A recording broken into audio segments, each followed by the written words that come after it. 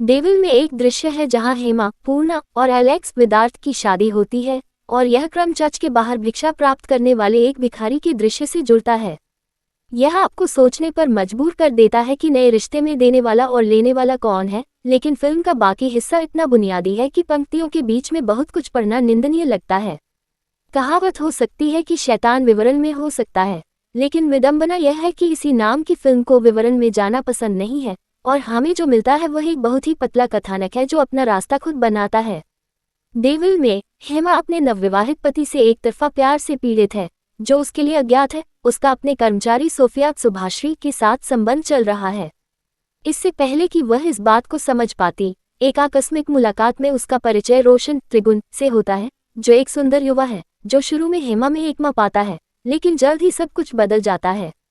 जैसे जैसे फिल्म आगे बढ़ती है, यह आपको सोचने पर मजबूर कर देती है कि सबसे पहले क्या सामने आएगा, एलेक्स का दोहरा जीवन, हेमा की अपनी शुद्धता पर पकड़, या दर्शकों की यादृच्छिकता के प्रति सहनशीलता जो अपनी पूरी महिमा के साथ सामने आती है। सतही स्तर पर शैतान की कहानी में केवल एक लघु फिल्म के लिए पर्याप्त सामग्री है। यह एक ऐसी महिला के बारे में है जो व्यभिचार में लिप्त एक पति और एक अजनबी के बीच फंसी हुई है, जो पूरी दुनिया को अपने पैरों के नीचे रखने के लिए तैयार है। लेकिन निर्माता अनावश्यक रूप से इसे इतना अधिक खींचते हैं कि 2 घंटे से भी कम समय का ये छोटा सा रन टाइम उससे कहीं अधिक का लगने लगता है। चरमोत्कर्ष में थ्रिलर और डरावने तत्व शामिल हैं और दिलचस्प बात यह है कि चमक के कुछ क्षण बहुत जरूरी सरलता और साजिश लाते हैं, जिसका फिल्म में शुरुआत से ही अभाव था। लेकिन डेविल उन सभी ट्रॉप्स की तरह जिनके साथ वह खेलता है, वास्तव में कभी भी अपने नुकीले दांतों को दिलचस्प अवधारणाओं में नहीं डुबोता है। अंदर ही अंदर समस्याएं और भी बदतर हो जाती हैं। फिल्म बार बार दोहराती है कि कैसे हेमा दोनों पुरुषों के लिए एक मातृतुल्य के रूप में भी दोगुनी हो जाती है। ओडिपस कॉम्प्लेक्स के बारे में एक मोड़ के साथ बात करें।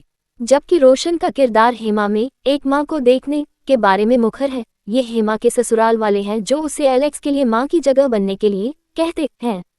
एक महिला के बारे में बनी फिल्म के लिए जो रुख अपनाया जाता है वह न केवल प्रतिगामी है बल्कि स्त्री द्वेषपूर्ण भी है। जबकि सोफिया एक अवसरवादी खलनायिका बन जाती है, हेमा से अपेक्षा की जाती है कि वह अपने पति की बेवफाई को माफ कर दे। केवल तभी जब एलेक्स को लगता है कि वह रोशन के साथ कुछ कर रही है, तो वह उस पर कसाई के चाकू से हमला कर सकता है। यहाँ तक कि एक दृश्य भी है जहाँ हेमा अपनी तुलना समुद्र में मछली से लेकर भंगुर कांच के बर्तन तक हर चीज से करती है। जब महिलाएं अपने साथ ऐसा करती हैं तो यह कोई वस्तुकरण नहीं है। डेविल आश्चर्यजनक रूप से बेहद नौसिखिया और घटिया महसूस करता है। पूर्णा उन दुर्लभ कलाकारों में से एक है जिन्हें वह सुर्खियां नहीं मिली जिनकी वह हकदार थी। डेविल में वह शानदार हैं, लेकिन उन पर केंद्रित होने के बावजूद फिल्म उन्हें ज्यादा कुछ नहीं दे पाती है। लेकिन यह एक पहचान के संकट से ग्रस्त है, क्योंकि यह एक विशेष मार्ग चुनने में विफल रहती है और अंत में एक थ्रिलर में सिमट कर रह जाती है जो कुछ भी पेश नहीं करती है।